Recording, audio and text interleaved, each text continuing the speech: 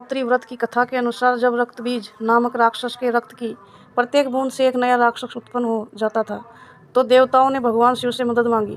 भगवान शिव ने माता पार्वती से रक्त बीज को संहार करने को कहा, जिसके बाद माता पार्वती ने अपनी शक्ति से देवी कालरात्रि को उत्पन्न किया।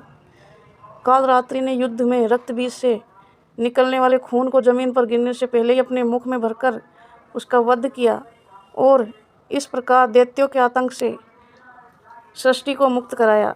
कथा विस्तार से। राक्षस का आतंक।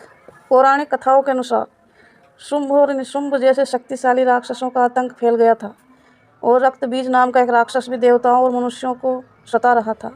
रक्त बीज की सबसे बड़ी विशेषता यह थी कि उसके रक्त की प्रत्येक बूंद धरती पर गिरते ही एक और नया रक्त बीज राक्षस पैदा हो जाता था, जिससे उसकी शक्ति लगातार बढ़ती रहती थी।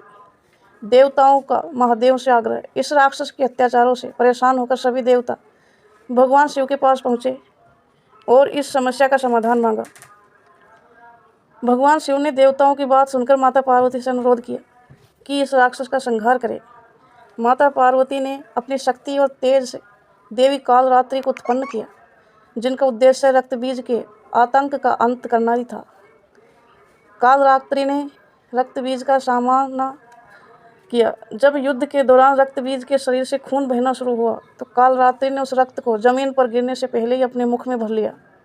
इस प्रकार कालरात्रि ने रक्त बीज को अधिक राक्षसों को जन्म देने से रोका और अंत में उनका वध कर दिया, जिससे तीनों लोगों को रक्त बीज के आतंक से मुक्ति मिली। कथा का महत्व है। यह कथा भक्तों को भय पर विजय प्राप्त करने और सभी प्रकार की नकारात्मक शक्तियों से मुक्ति दिलाने का संदेश देती है। माता कालरात्रि अपने भक्तों को साहस देती है और उन्हें सच्चाई व न्याय के मार्ग पर चलने के लिए प्रेरित करती है। बोलो जय माता दी। कालरात्रि का नमस्त मंत्र क्या है?